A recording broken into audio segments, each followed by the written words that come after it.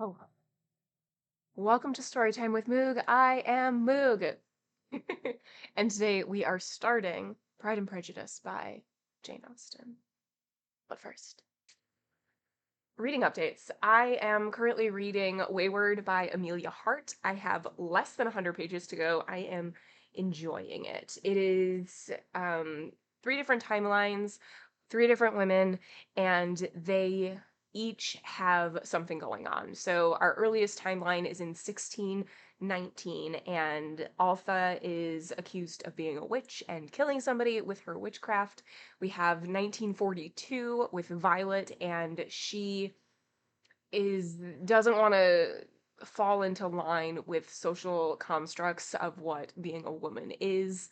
And then we have Kate in 2019, who has just left her home and is trying to escape a terrible relationship. So we have these three timelines. It is interesting. It is like there's elements of witchcraft just for each of them, and it's good. I'm enjoying it. And I am wondering if it's going to be like, I don't know. When I first started, I was like, is this going to be like a speculative fiction or like a magical realism type deal? And nothing has really happened that way. So I'm thinking that it's just like, oh, they're just women. Got it. And people are scared. Got it. Cool. So I'm reading that, and I already finished volume 4 of Blue Lock. I have not requested volume 5 because I feel like I should wait to like space it out so it's not like I'm constantly reading Blue Lock as much as I would love to. But just to like spread the joy, spread the love a little bit longer. But it is a manga series and it is amazing. The main idea is to find the best striker to play for Japan's national team. That's the basic thing. It is high drama, high intensity. It's so, so good. They take 300 of the top strikers that are in high school and make them compete. And basically, if you lose your soccer career as well, and you have no chance of ever being on Japan's national team. So, high stakes. Mm, and I think that's all I am currently reading. I do have on hold, well, it's in transit. It is Happy Place by Emily Henry. It is the winner for Romance of 2023.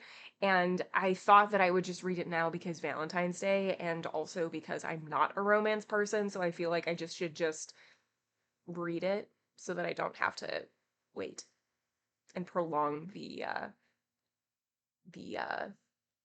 I don't know, the anticipation. I don't know. The dread. So, yeah, today we're starting Pride and Prejudice. Brr, brr, brr, brr, brr, brr, brr. That's the song for Pride and Prejudice, in case you didn't know. But we are starting Pride and Prejudice by Jane Austen, originally published in 1813. There we go. Originally published in 1813 by Jane Austen, and it's great. And oh, so I picked this up from a used bookstore, and as you can tell, like, got stickers on it. There's like somebody's name here, like with different chapters that they need to read. Also, I just found a bookmark in here that as I was flipping through, of Maryland, good old Maryland. And on the back, in like, there's notes for this picture, but also they wrote invisible, and I don't, oh, you can't see that at all. There we go. Invisible, and I don't know why. I guess we'll find out, I guess. So, a little bit of background before we start. Pride and Prejudice is the second novel by the English author Jane Austen, published in 1813, a novel of manners. It follows the character development of Elizabeth Bennet, the protagonist of the book, who learns about the repercussions of hasty judgments and comes to appreciate the difference between superficial goodness and actual goodness.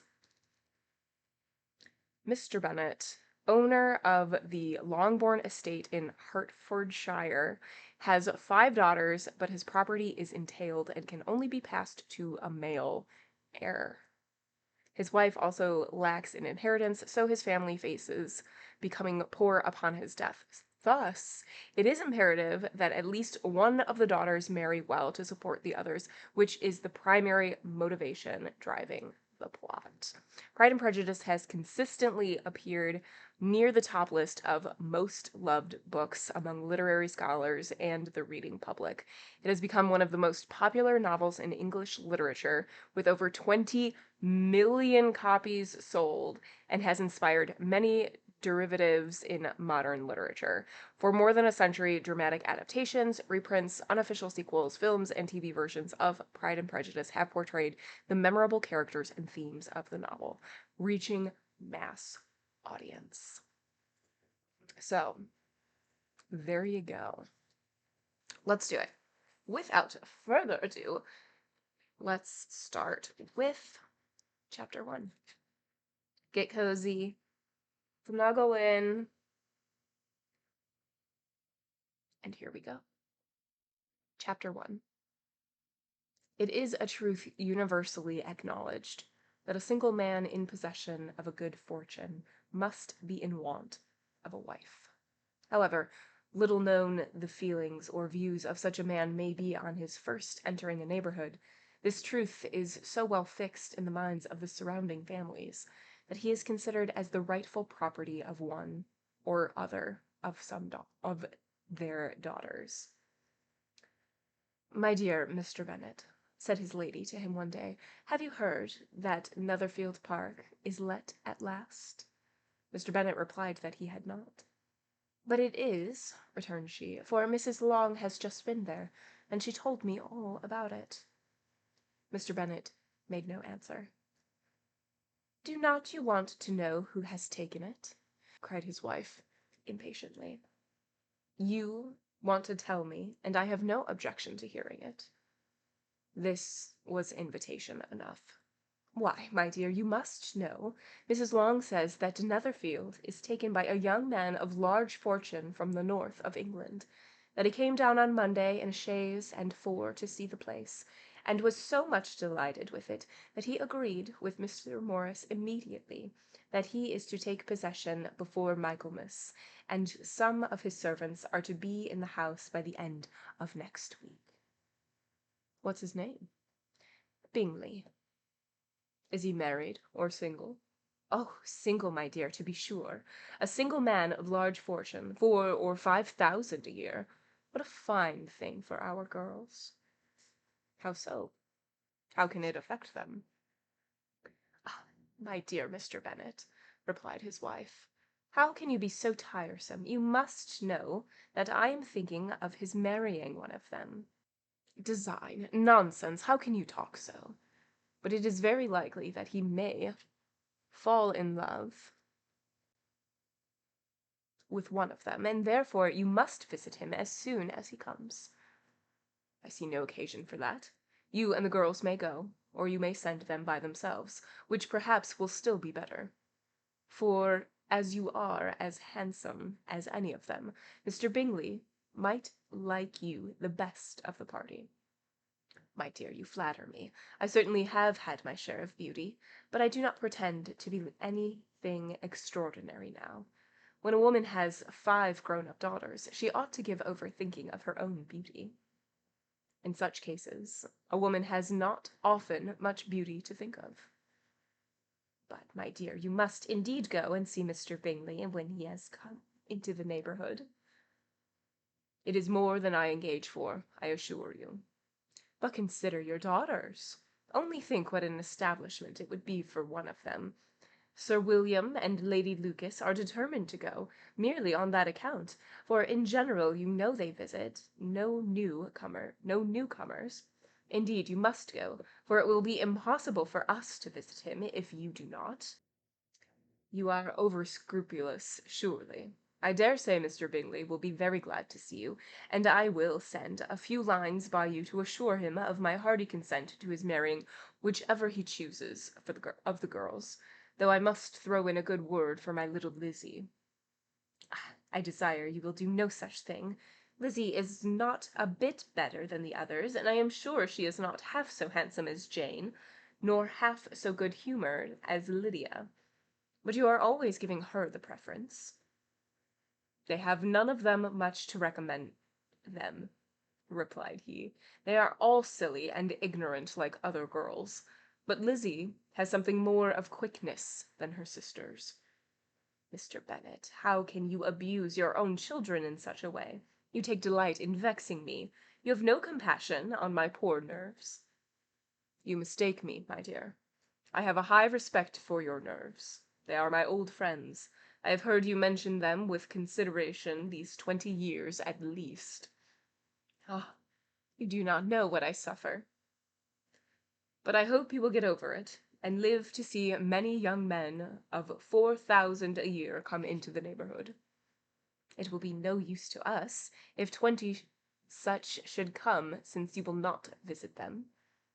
Depend upon it, my dear, that when there are 20, I will visit them all. Mr. Bennet was so odd a mixture of quick parts, sarcastic humour, reserve, and caprice, that the experience of 23 years had been insufficient to make his wife understand his character. Her mind was less difficult to develop. She was a woman of mean understanding, little information, and uncertain temper. When she was discontented, she fancied herself nervous. The business of her life was to get her daughters married. Its solace was visiting and news. End of chapter 1. All right, so very brief introduction of both of the Bennet parents. So we have Mr. Bennet and Mrs. Bennet, and they are all aflutter because Mr. Bingley has arrived, and he makes 4,000 to 5,000 a year, and it's very exciting, and they need one of their daughters to marry him to financially support the family, and so that they don't end up in ruin after the death of Mr. Bennet. So that's basically it. It was very short, super short, right? Chapter 2. Mr. Bennet was among the earliest of those who waited on Mr. Bingley. He had always intended to visit him, though to the last always assuring his wife that he should not go. Until the evening after the visit was paid, she had no knowledge of it. It was then disclosed in the following manner. Observing his second daughter employed in trimming a hat, he suddenly addressed her with, "I hope Mr. Bingley will like it, Lizzie." "We are not in a way to know what Mr. Bingley likes," said her mother resentfully, "since we are not to visit." "But you forget, mamma," said Elizabeth, "that we shall meet him at the assemblies, and that Mrs. Long has promised to introduce him." "I do not believe Mrs. Long will do such thing. She has 2 nieces of her own. She is a selfish, hypocritical woman, and I have no opinion of her." "No more have I," said Mr. Bennet, "and I am glad to find that you do not depend on her serving you." Mrs. Bennet deigned not to make any reply, but unable to contain herself, began scolding one of her daughters. "Don't keep coughing so, Kitty, for heaven's sake. Have a little compassion on my nerves. You tear them to pieces." "Kitty has no discretion in her coughs," said her father. "She times them ill." "I do not cough for my own amusement," replied Kitty, fretfully. "When is your next ball to be, Lizzie?" "To-morrow fortnight." "Ay, so it is," cried her mother, "and Mrs. Long does not come back till the day before, so it will be impossible for her to introduce him, for she will not know him herself." "Then, my dear, you have the advantage of your friend, and introduce Mr. Bingley to her." "Impossible, Mr. Bennet, impossible. When I am not acquainted with him myself, how can you be so teasing?" "I honour your circumspection. A fortnight's acquaintance is certainly very little. One cannot know what a man really is by the end of a fortnight. But if we do not venture, somebody else will, and, after all, Mrs. Long and her nieces must stand their chance, and therefore, as she will think it an act of kindness if you declined the office, I will take it on myself." The girls stared at their father. Mrs. Bennet said only, "Nonsense, nonsense." "What can be the meaning of that emphatic exclamation?" cried he. "Do you consider the forms of introduction and the stress that is laid on them as nonsense? I cannot quite agree with you there. What say you, Mary? If you are a young lady of deep reflection, I know, and read good books, and make extracts—" Mary wished to say something very sensible, but knew not how. "While Mary is adjusting her ideas," he continued, "let us return to Mr. Bingley." "I am sick of Mr. Bingley," cried his wife. "I am sorry to hear that. But why did not you tell me so before? If I had known so much this morning, I certainly would not have called on him. It is very unlucky, but as I have actually paid the visit, we cannot escape the acquaintance now." The astonishment of the ladies was just what he wished, that of Mrs. Bennet perhaps surpassing the rest, though when the first tumult of joy was over, she began to declare that it was what she had expected all the while. "How good it was in you, my dear Mr. Bennet! But I know I should persuade you at last. I was sure you loved your girls too well to neglect such an acquaintance. Well, how pleased I am, and it is such a good joke, too, that you should have gone this morning and never said a word about it till now. Now, Kitty, you may cough as much as you choose," said Mr. Bennet, and as he spoke he left the room, fatigued with the raptures of his wife. "What an excellent father you have, girls," said she, when the door was shut. "I do not know how you will ever make him amends for his kindness, or me either, for that matter. At our time of life it is not so pleasant, I can tell you, to be making new acquaintances every day, but for your sakes we would do anything. Lydia, my love, though you are the youngest, I dare say Mr. Bingley will dance with you at the next ball." "Oh," said Lydia stoutly, "I'm not afraid, for though I am the youngest, I'm the tallest." The rest of the evening was spent in conjecturing how soon he would return Mr. Bennet's visit, and determining when they should ask him to dinner. End of chapter 2. These chapters are just like flying by.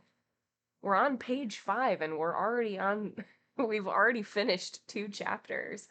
Okay, so this next chapter is just like more pomp and circumstance, basically. The girls have not, and the wife have not met Mr. Bingley yet, and it seems like the parents, Mr. and Mrs. Bennet, don't really care, like, at all which daughter he chooses, which is silly. Um, it's like, it doesn't really matter. It's like, well, I feel like maybe they should be compatible, but I guess that's not a thing that happens in 1813. Absolutely not. Chapter 3. Not all that Mrs. Bennet, however, with the assistance of her 5 daughters, could ask on the subject was sufficient to draw from her husband any satisfactory description of Mr. Bingley.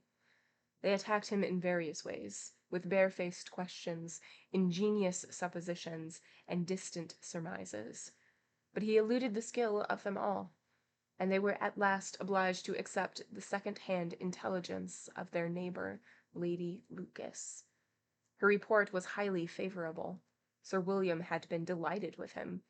He was quite young, wonderfully handsome, extremely agreeable, and to crown the whole, he meant to be at the next assembly with a large party.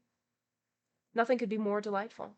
To be fond of dancing was a certain step towards falling in love, and very lively hopes of Mr. Bingley's heart were entertained. "If I can but see one of my daughters happily settled at Netherfield," said Mrs. Bennet to her husband, "and all the others equally well married, I shall have nothing to wish for."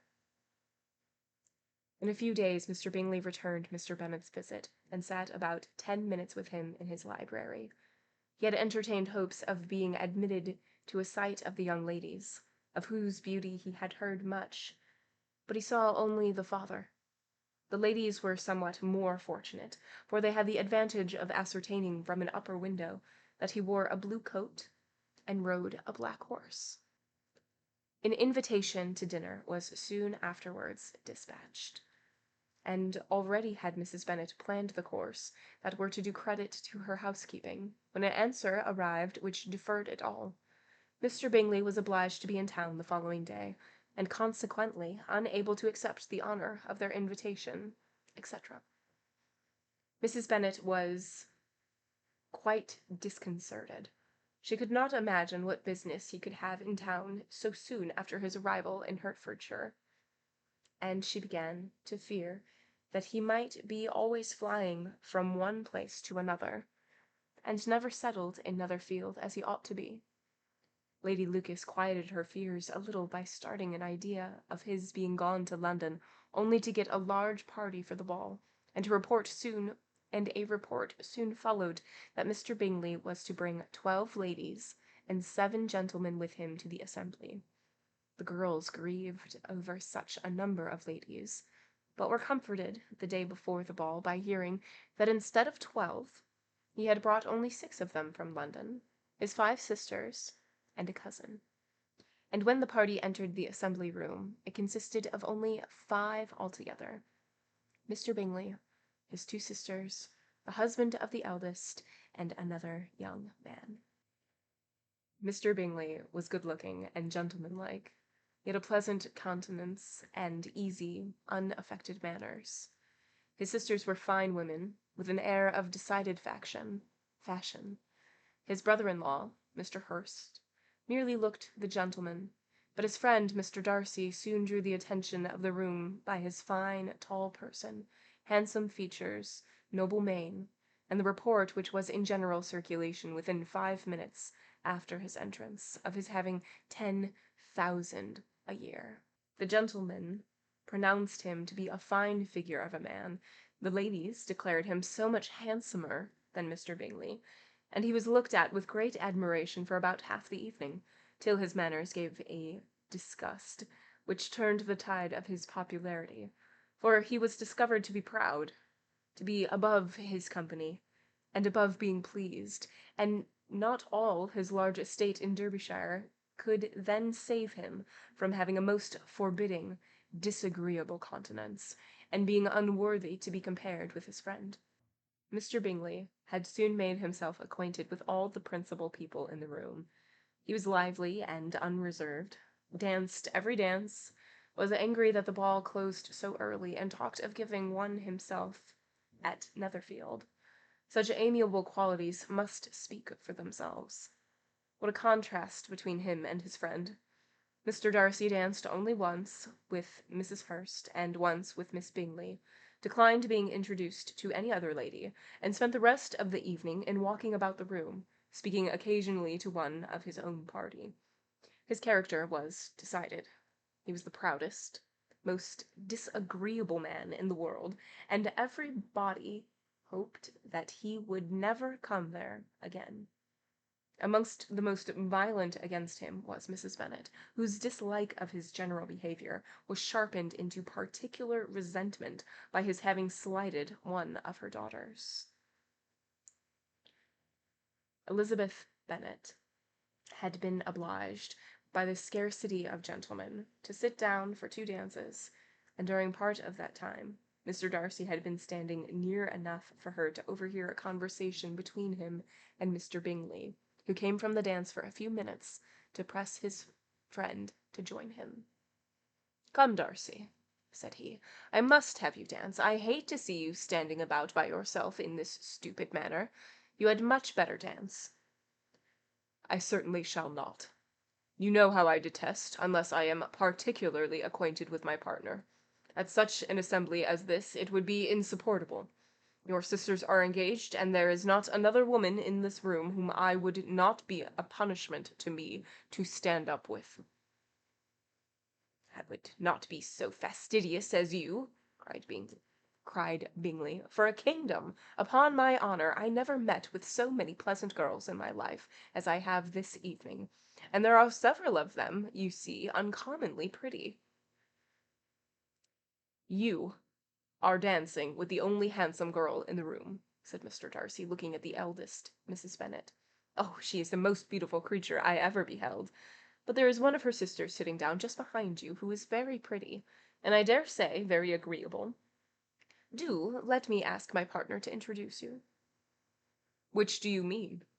And turning round, he looked for a moment at Elizabeth, till catching her eye, he withdrew his own and coldly said, "She is tolerable, but not handsome enough to tempt me, and I am in no humour at present to give consequence to young ladies who are slighted by other men. You had better return to your partner and enjoy her, smiles, for you are wasting your time with me." Mr. Bingley followed his advice. Mr. Darcy walked off, and Elizabeth remained with no very cordial feelings toward him. She told the story, however, with great spirit among her friends, for she had a lively, playful disposition, which delighted in anything ridiculous. The evening altogether passed off pleasantly to the whole family. Mrs. Bennet had seen her eldest daughter much admired by the Netherfield party. Mr. Bingley had danced with her twice, and she had been distinguished by his sisters. Jane was as much gratified at this as her mother could be, though in a quieter way.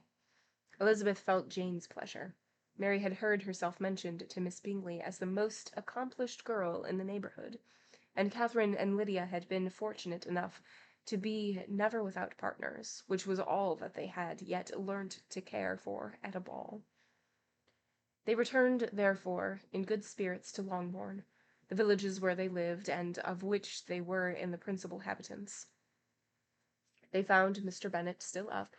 With a book he was regardless of time, and on the present occasion he had a good deal of curiosity as to the event of an evening which had raised such splendid expectations.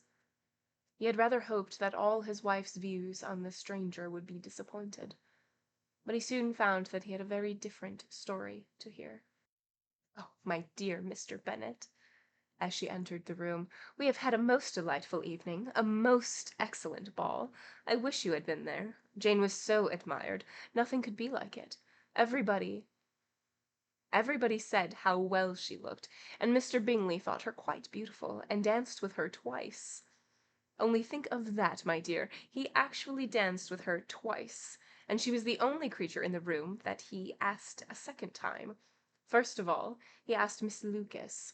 I was so vexed to see him stand up with her, but, however, he did not admire her at all. Indeed, nobody can, you know.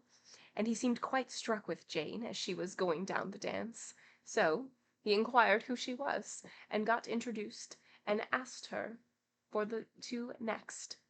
Then the 2/3 he danced with Miss King, and the 2/4 with Maria Lucas, and the 2/5 with Jane again, and the 2/6 with Lizzie and Bollinger. If he had had any compassion for me, cried her husband impatiently, he would not have danced half so much. For God's sake, say no more of his partners. Oh, that he had sprained his ankle in the first dance.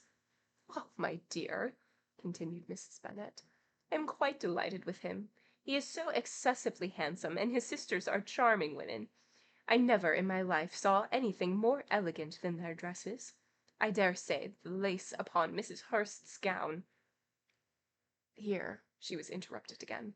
Mr. Bennet protested against any description of finery. She was therefore obliged to seek another branch of the subject, and related, with much bitterness of spirit and some exaggeration, the shocking rudeness of Mr. Darcy. "But I can assure you," she said, "that Lizzie does not lose much by not suiting his fancy, for he is a most disagreeable, horrid man, not at all worth pleasing, so high and so conceited that there is no enduring him. He walked here and he walked there, fancying himself so very great, not handsome enough to dance with. I wish you had been there, my dear, to have given him one of your set-downs. I quite detest the man." End of chapter 4, or end of chapter 3, and that has been our longest chapter so far. What a doozy. Okay, so in this chapter, the daughters and Mrs. Bennet do go to a ball that um what's his name? Bingley is hosting, is that Mr. Bingley is hosting. And they get a word beforehand that he is bringing 7 women and 7 gentlemen. I don't remember how many gentlemen. And six of the women, or maybe it's like, I don't know. The majority of the women that he brings are his sister, and then and then the other one is his cousin. And one of the men that comes along is Mr. Darcy, and Mr. Darcy makes 10 10k 10k a year, which we calculated to be over 190,000. And he is just, it sounds like his social battery died, because it sounds like he was holding up conversation earlier in the night, and then all of a sudden he is just like, doesn't want to dance with anybody unless he already knows them, which I get. And also doesn't really talk to anybody unless he already knows them. Again, I get it. But by doing that in this realm, in this bubble of human society, it is seen that he thinks that he is so much better than everybody else. And that is the first impression that he has given everybody. And so Mr. Bennet does not go to the ball. And so when they return, Mrs. Bennet is just relaying all of this and saying like, "Oh, Mr. Bingley was great. He danced with our little daughter twice, so that's cool." And Mr. Darcy is kind of rude, and we don't like him. And it's okay that he doesn't fancy Lizzie, because Lizzie shouldn't be with him. And that's where that chapter ended. Chapter 4. When Jane and Elizabeth were alone, the former, who had been cautious in her praise of Mr. Bingley before, expressed to her sister how very much she admired him. "He is just what a young man ought to be," said she, "sensible, good-humoured, lively, and I never saw such happy manners, so much ease, with such perfect good breeding." "He's also handsome," replied Elizabeth, "which a young man ought likewise to be, if he possibly can. His character is therefore complete." I was very much flattered by his asking me to dance a second time. I did not expect such a compliment. Did not you? I did for you. But that is one great difference between us.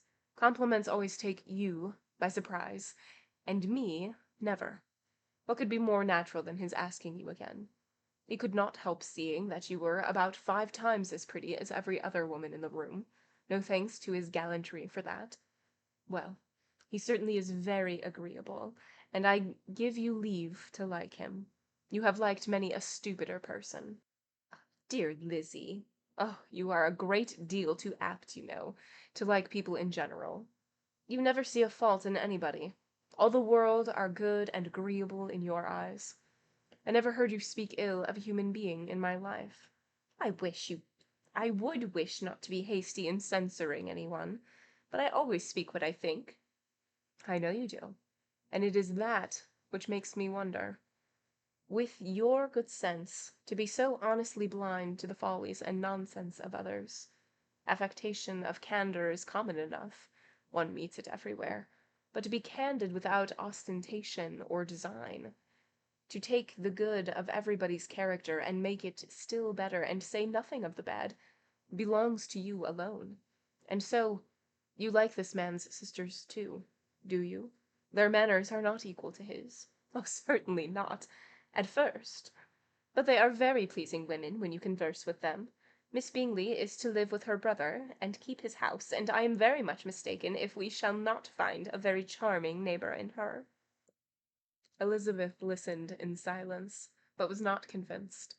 Their behaviour at the assembly had not been calculated to please in general, and with more quickness of observation and less pliancy of temper than her sister, and with a judgment too unassailed by any attention to herself, she was very little disposed to approve them. They were, in fact, very fine ladies, not deficient in good humour when they were pleased, nor in the power of being agreeable where they chose it, but proud and conceited.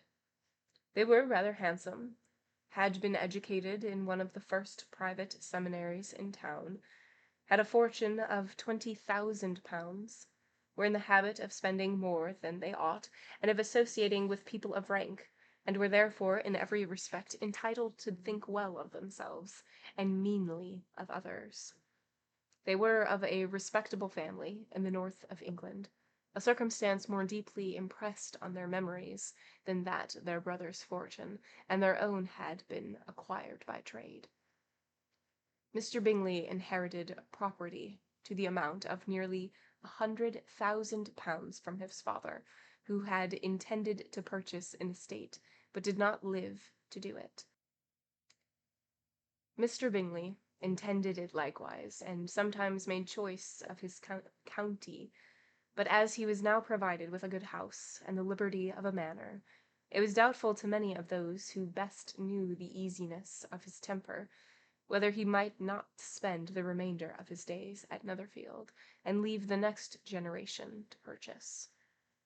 His sisters were very anxious for his having an estate of his own, but though he was now established only as a tenant, Mr. Bingley was by no means unwilling to preside at his table, nor was Mrs. Hurst, who had married a man of more fashion than fortune, thus disposed to consider his house as her home when it suited her.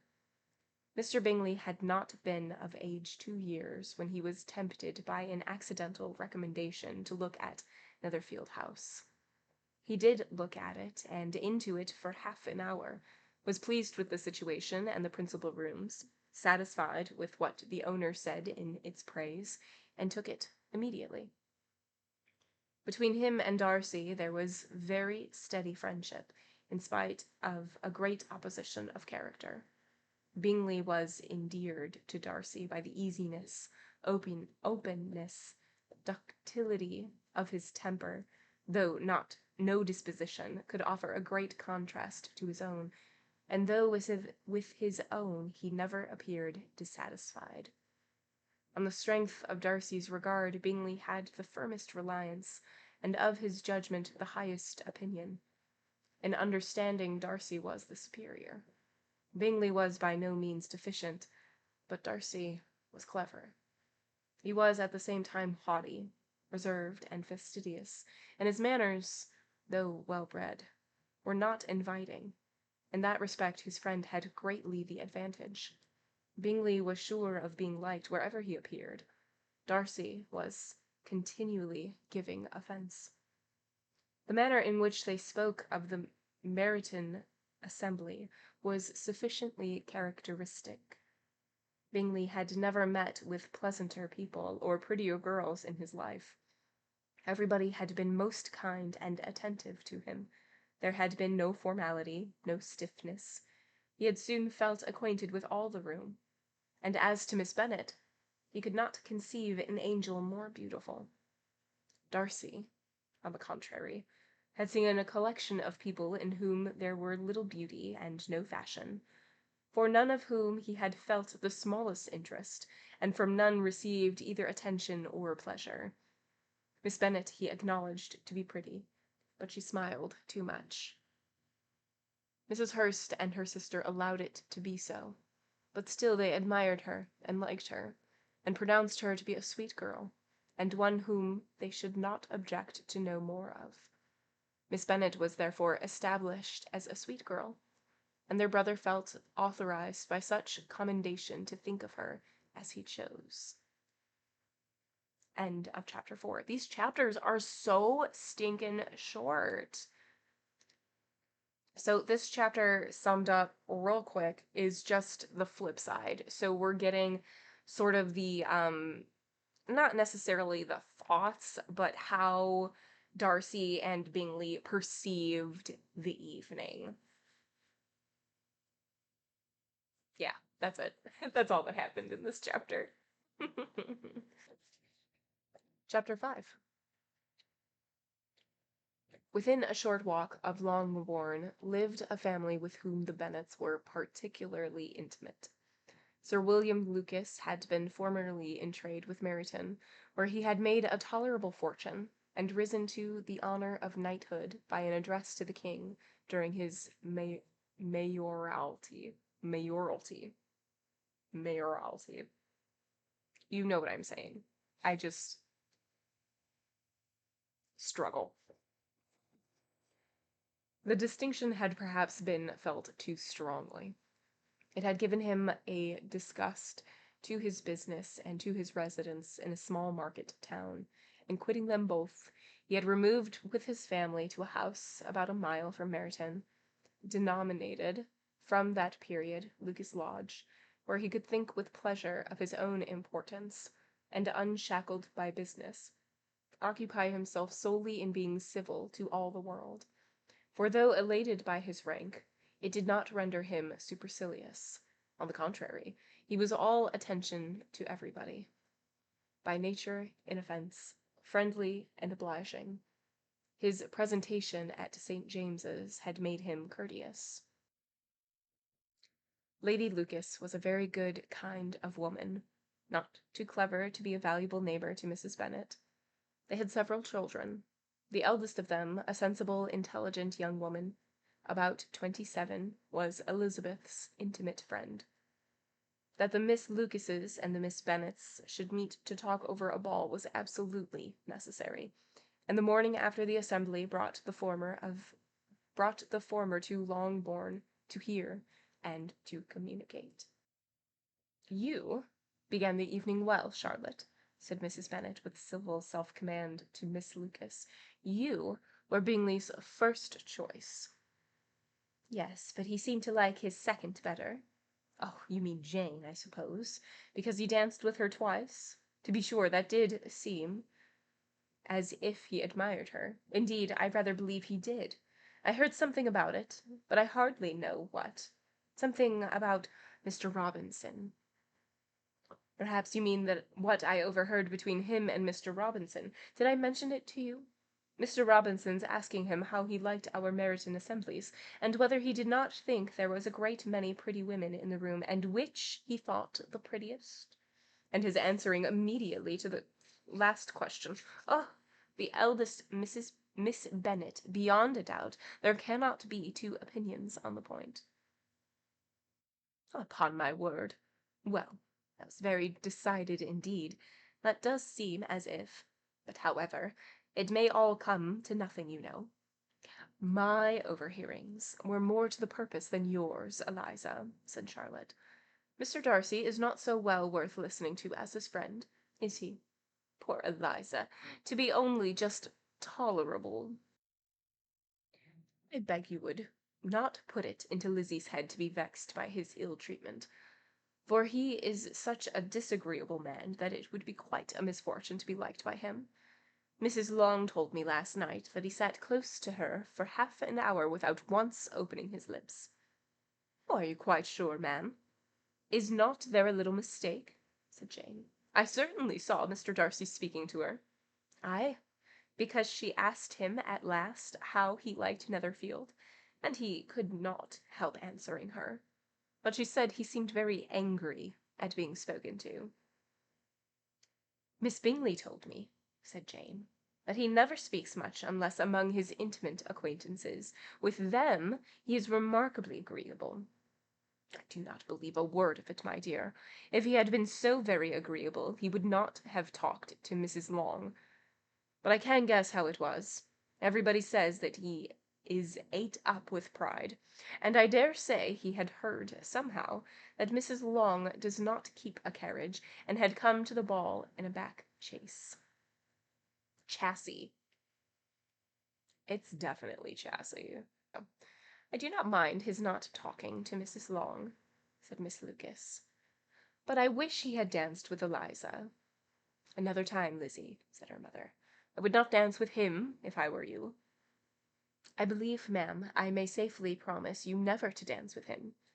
"His pride," said Miss Lucas, "does not offend me so much as pride often does, because there is an excuse for it. One cannot wonder that so very fine a young man, with family, fortune, everything in his favour, should think highly of himself. If I may so express it, he has a right to be proud." "That is very true," replied Elizabeth, and I could easily forgive his pride, if he had not mortified mine. Pride, observed Mary, who piqued herself upon the solidity of her reflections, is a very common failing, I believe. By all that I have ever read, I am convinced that it is very common indeed, that human nature is particularly prone to it, and that there are very few of us who do not cherish a feeling of self-complacency on the score of some quality or other, real or imaginary. Vanity and pride are different things, though the words are often used synonymously. A person may be proud without being vain. Pride relates more to our opinion of ourselves, vanity to what we would have others think of us. If I were as rich as Mr. Darcy, cried a young Lucas who came and with his sisters, I would not care how proud I was. I would keep a pack of foxhounds and drink a bottle of wine every day. Then you would drink a great deal more than you ought, said Mrs. Bennet, and if I were to see you at it, I should take away your bottle directly. The boy protested that she should not. She continued to declare that she would, and the argument ended only with the visit. End of chapter 5. Okay, so this chapter, the two families are talking, two different families who went to the same ball, and they're just like, oh, Mr. Bingley chose, your daughter to dance first, and he's like, well, the second choice I think is his favorite, which is your daughter, and they're just going back and forth, and they're like, oh, but Darcy, he is a prideful man. Mm-mm-mm. So it's just like chattering about the day and inserting opinions about things that have already happened, which is like a really cool look into how society functioned, or at least in social circles, what was expected and how things were perceived. So that's kind of cool. Kind of cool. Chapter 6. The ladies of Longbourn soon waited on those of Netherfield. The visit was returned in due form. Miss Bennet's pleasing manners grew on the good will of Mrs. Hurst and Miss Bingley, and though the mother was found to be intolerable, and the younger sisters not worth speaking to, a wish of being better acquainted with them was expressed towards the two eldest.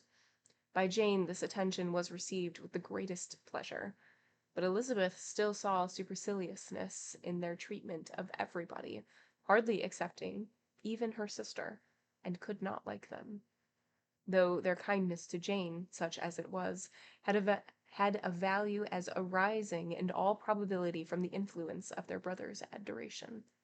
It was generally evident, whenever they met, that he did admire her, and to her it was equally evident that Jane was yielding to the preference which she had begun to entertain for him from the first, and was in a way to be very much in love.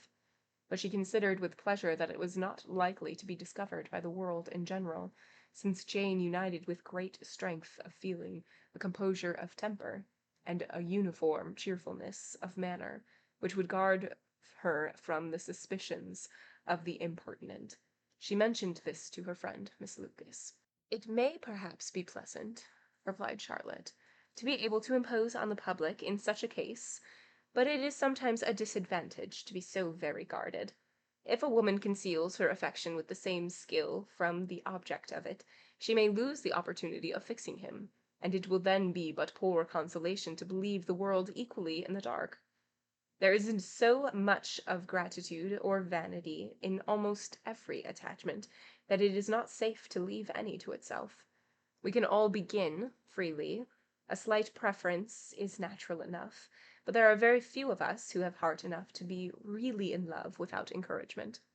In 9 cases out of 10, a woman had better shew, shew, more affection than she feels. Bingley likes your sister undoubtedly, but she may never do more than like her, if she does not help him on. There we go. She does not help him on as much as her nature will allow. If I can perceive her regard for him, He must be a simpleton indeed not to discover it. Remember, Eliza, that he does not know Jane's disposition as you do. But if a woman is partial to a man, does not endeavor to conceal it, he must find it out. Perhaps he must, if he sees enough of her. But though Bingley and Jane meet tolerably often, it is never for many hours together, and as they always see each other in large mixed parties, it is impossible that every moment should be employed in conversing together. Jane should therefore make the most of every half-hour in which she can command his attention. When she is secure of him, there will be leisure for falling in love as much as she chooses. Your plan is a good one, replied Elizabeth, where nothing is in question but the desire of being well married, and if I were determined to get a rich husband, or any husband, I dare say I should adopt it. But these are not Jane's feelings. She's not acting by design, and yet she cannot even be certain of the degree of her own regard, nor of its reasonableness. She has known him only a fortnight. She danced 4 dances with him at Meryton. She saw him one morning at his own house, and has since dined in company with him 4 times.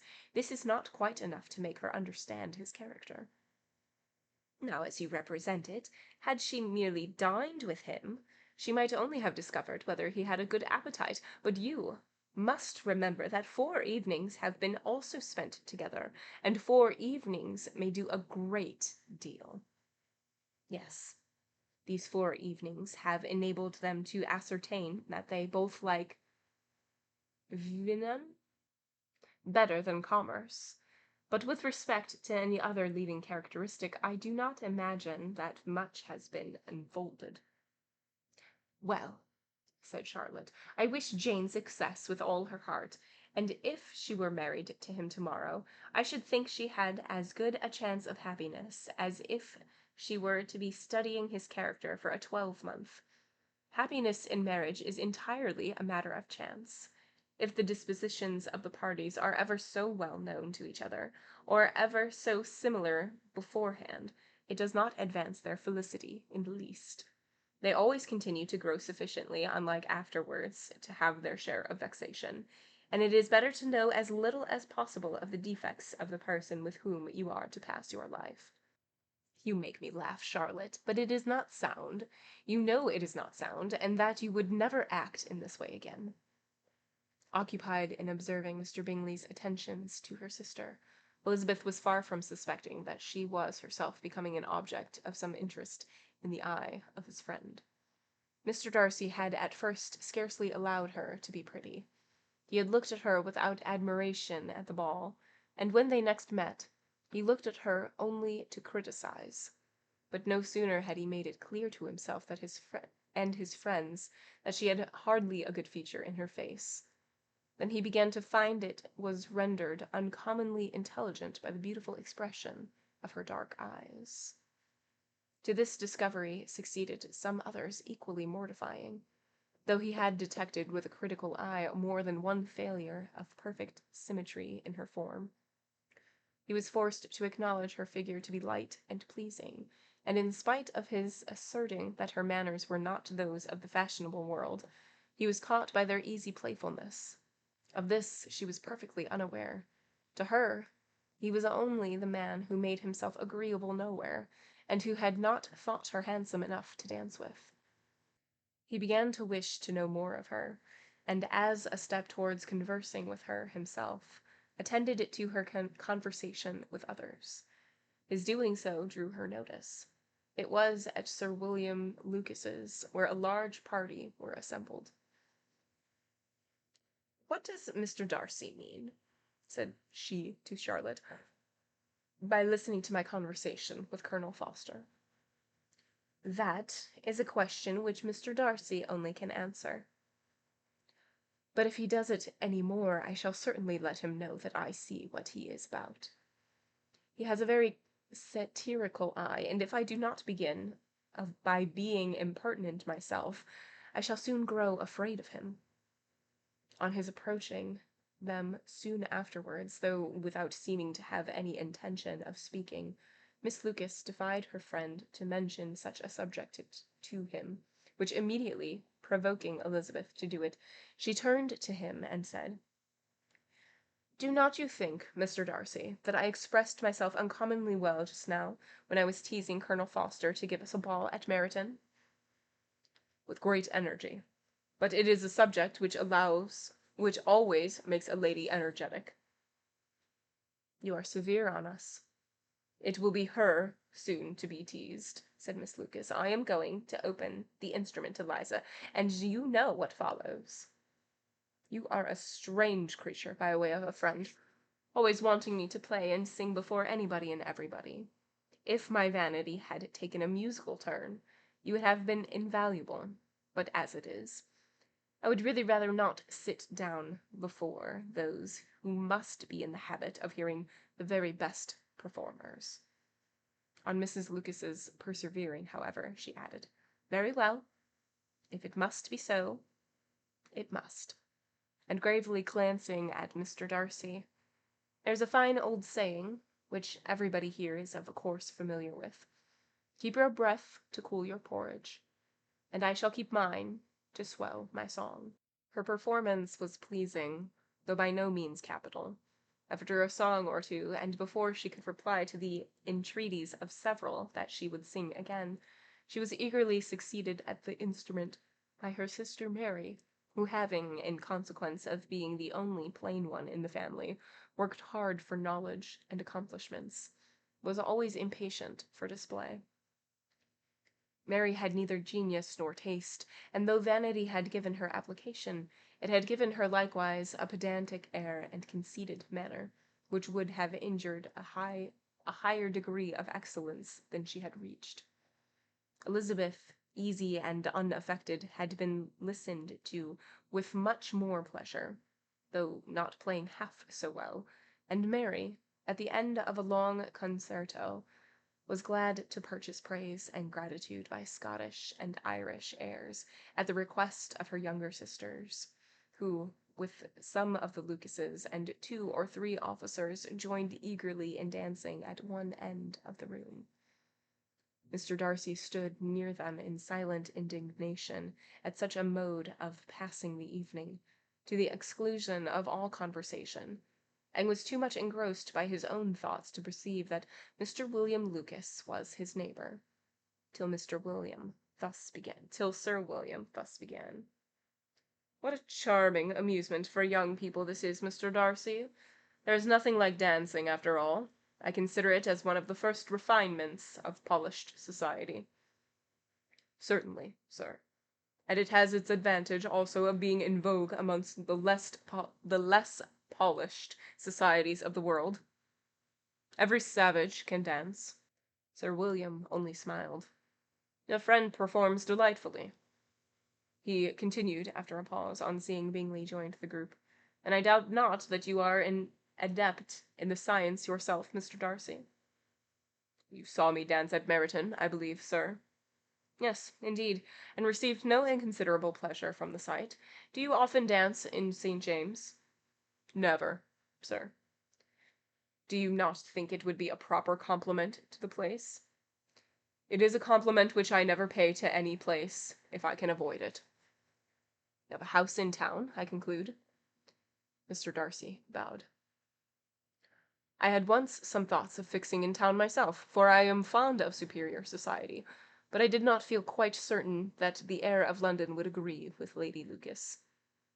He paused in hopes of an answer, but his companion was not disposed to make any, and Elizabeth at that instant moving towards them, he had struck with the notion of doing a very gallant thing, and called out to her,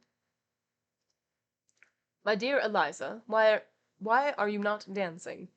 Mr. Darcy, you must allow me to present this young lady to you as a very desirable partner.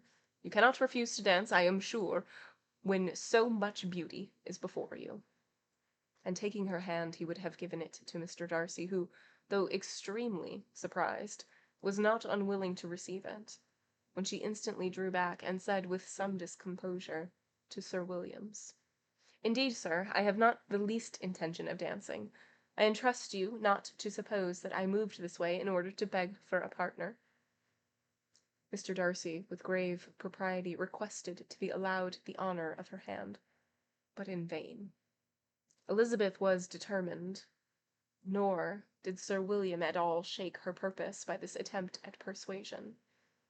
"You excel so much in the dance, Miss Eliza, that it is cruel to deny me the happiness of seeing you, and though this gentleman dislikes the amusement in general, he can have no objection, I am sure, to oblige us for 1/2 hour." "Mr. Darcy is all pleasantness, is all politeness. There we go," said Elizabeth, smiling. "He is, indeed, but considering the inducement, my dear Eliza, we cannot wonder at his compliance, his complaisance. For who would object to such a partner?" Elizabeth looked archly, and backed away.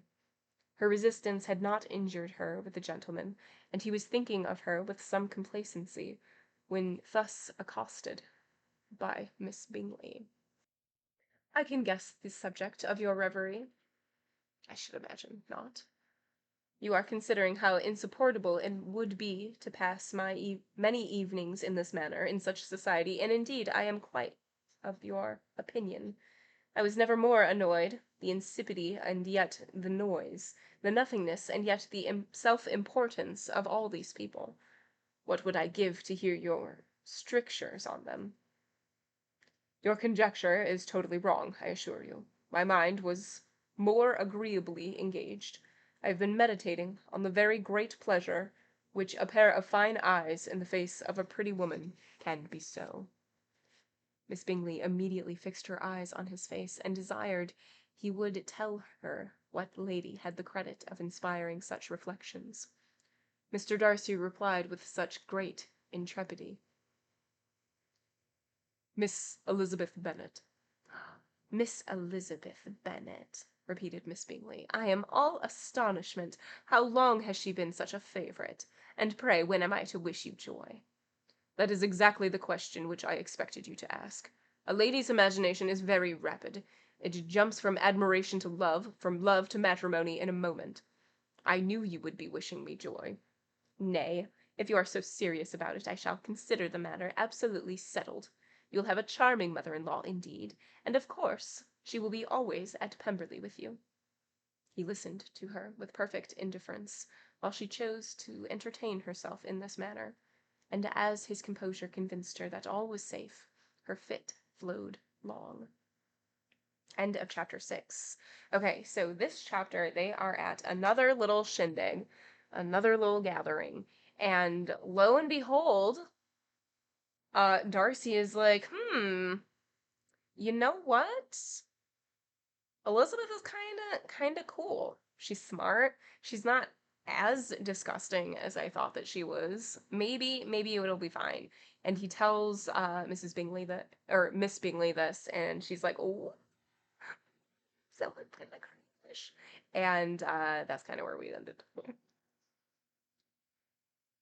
All right, chapter 7. Mr. Bennet's property consisted almost entirely of an estate of 2,000 a year, which, unfortunately for his daughters, was entailed in default of heirs male on a distant relation, and their mother's fortune, though ample for her situation in life, could but ill supply the deficiency of his. Her father had been an attorney in Meryton, and had left her £4,000. She had a sister married to a Mr. Phillips, who had been a clerk to their father, and succeeded him in the business, and a brother settled in London in a respectable line of trade. The village of Longbourn was only 1 mile from Meryton, a most convenient distance for the young ladies, who were usually tempted thither 3 or 4 times a week to pay their duty to their aunt, and to a milliner's shop just over the way. The 2 youngest of the family, Catherine and Lydia, were particularly frequent in these attentions. Their minds were more vacant than their sisters', and when nothing better offered, A walk to Meryton was necessary to amuse their morning hours and furnish conversation for the evening, and however bare of news the country in general might be, they always contrived to learn some from their aunt. At present, indeed, they were well supplied both with news and happiness by the recent arrival of a militia regiment in the neighbourhood. It was to remain the whole winter, and Meryton was the headquarters. Their visits to Mrs. Phillips were now productive of the most interesting intelligence. Every day added something to their knowledge of the officers' names and connections. Their lodgings were not long a secret, and at length they began to know the officers themselves. Mr. Phillips visited them all, and this opened to his nieces a source of felicity unknown before. They could talk of nothing but officers, and Mr. Bingley's large fortune, the mention of which gave animation to their mother, was worthless in their eyes when opposed to the regimentals of an ensign. After listening one morning to their effusions on this subject, Mr. Bennet coolly observed, "From all that I can collect by your manner of talking, you must be two of the silliest girls in the country. I have suspected it some time, but I am now convinced." Catherine was disconcerted, and made no answer, but Lydia, with perfect indifference, continued to express her admiration of Captain Carter, and her hope of seeing him in the course of the day, as he was going the next morning to London. "I am astonished, my dear," said Mrs. Bennet, "that you should be so ready to think your own children silly. If I wished to think slightingly of anybody's children, it should not be of my own, however. My children are silly, I must hope to be always sensible of it. Yes, but as it happens, they are all of them very clever. This is the only point, I flatter myself, on which we do not agree. I had hoped that our sentiments coincided in every particular, but I must so far differ from you as to think our two youngest daughters uncommonly foolish." "My dear Mr. Bennet, you must not expect such girls to have the sense of their father and mother. When they get to our age, I dare say they will not think about officers any more than we do. I remember the time when I liked a red coat myself very well, and indeed, so I do still at my heart, and if a smart young colonel with 5,000 or 6,000 a year should want one of my girls, I shall not say nay to him, and I thought Colonel Forster looked very becoming the other night at Sir William's in his regimentals." "Mamma," cried Lydia, "my aunt says that Colonel Forster and Colonel Forster and Captain Carter do not go so often to Miss Watson's as they did when they first came. She says she sees them now very often standing in Clark's library." Mrs. Bennet was prevented replying by the entrance of the footman with a note for Miss Bennet. It came from Netherfield, and the servant waited for an answer. Mrs. Bennet's eyes sparkled with pleasure, and she was eagerly calling out, while her daughters read. "Well, Jane, what is it? Who is it from? What is it about? What does he say? Well, Jane, make haste and tell us. Make haste, my love." "It is from Miss Bingley," said Jane, and then read it out loud. "My dear friend, if you are not so compassionate as to dine to-day with Louisa and me, we shall be in danger of hating each other for the rest of our lives, for a whole day's tete-a-tete between two women can never end without a quarrel. Come as soon as you can on the receipt of this. My brother and the gentlemen are to dine with the officers. Yours ever, Caroline Bingley." "With the officers!" cried Lydia. "I wonder my aunt did not tell us of that." "Dining out?" said Mrs. Bennet. "That is very unlucky." "Can I have the carriage?" asked Jane. "No, my dear, you had better go on horseback, because it seems likely to rain, and then you must stay all night." "That would be a good scheme," said Elizabeth, "if you were sure that they would not offer to send her home. Oh, but the gentlemen will have Mr. Bingley's chassis to go to Meryton, and the Hursts have no horses to theirs." I had much rather go in the coach. But, my dear, your father cannot spare the horses, I am sure. They are wanted to the farm. Mr. Bennet, are they not? They are wanted in the farm much oftener than I can get them. But if you have got them to-day, said Elizabeth, my mother's purpose will be answered. She did at last extort from her father an acknowledgment that the horses were engaged.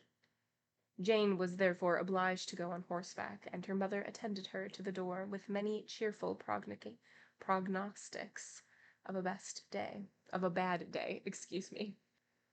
Her hopes were answered. Jane had not been gone long before it rained hard. Her sisters were uneasy for her, but her mother was delighted. The rain continued the whole evening without intermission. Jane, certainly, could not come back. That was a lucky ride of mine, indeed, said Mrs. Bennet more than once, as if the credit of making it rain were all her own. Till the next morning, however, when she was not aware of all the felicity of her contrivance. Breakfast was scarcely over when the servant from Netherfield brought the following note for Elizabeth. My dearest Lizzie, I find myself very unwell this morning, which I suppose is to be imputed to my getting wet through yesterday.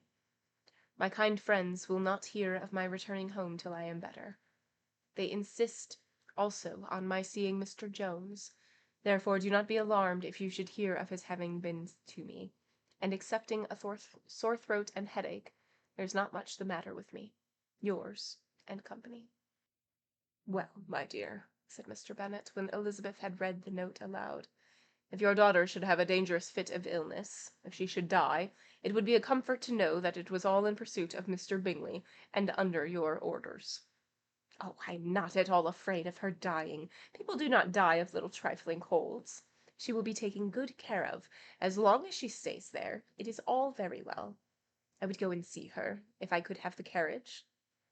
Elizabeth, feeling really anxious, was determined to go to her, though the carriage was not to be had, and as she was not a horsewoman, walking was her only alternative. She declared her resolution. How can you be so silly, cried her mother, as to think of such a thing, in all this dirt? You will not be fit to be seen when you get there. I shall be fit to see Jane, which is all I want. Is this a hint to me, Lizzie? To send for the horses? No, indeed, I do not wish to avoid the walk. The distance is nothing. When one has a motive, only 3 miles. I shall be back by dinner. I admire the activity of your benevolence, observed Mary, but every impulse of feeling should be guided by reason, and, in my opinion, exertions should always be in proportion to what is required. We will go as far as Meryton with you, said Catherine and Lydia. Elizabeth accepted their company, and the 3 ladies set off together. If we make haste, said Lydia, as they walked along, perhaps we may see something of Captain Carter before he goes. In Meryton they parted. The 2 youngest repaired to the lodgings of one of the officers' wives, and Elizabeth continued her walk alone, crossing field after field at a quick pace, jumping over stiles and springing over puddles with impatient activity, and finding herself at last within view of the house, with weary ankles, dirty stockings, and a face glowing with the warmth of exercise. She was shewn into the breakfast parlour, where all but Jane were assembled, and where her appearance created a great deal of surprise. That she should have walked 3 miles so early in the day, in such dirty weather, and by herself, was almost incredible to Mrs. Hurst and Miss Bingley, and Elizabeth was convinced that they held her in contempt for it. She was received, however, very politely by them, and in their brother's manners there was something better than politeness. There was good humour and kindness. Mr. Darcy said very little, and Mr. Hurst nothing at all. The former was divided between admiration of the brilliancy which exercise had given to her complexion, and doubt as to the occasions justifying her coming so far alone. The latter was thinking only of his breakfast. Her inquiries after her sister were not very favourably answered. Miss Bennet had slept ill, and though up, was very feverish and not well enough to leave her room. Elizabeth was glad to be taken to her immediately, and Jane, who had only been withheld by the fear of giving alarm or inconvenience from expressing in her note how much she longed for such a visit, was delighted at her entrance.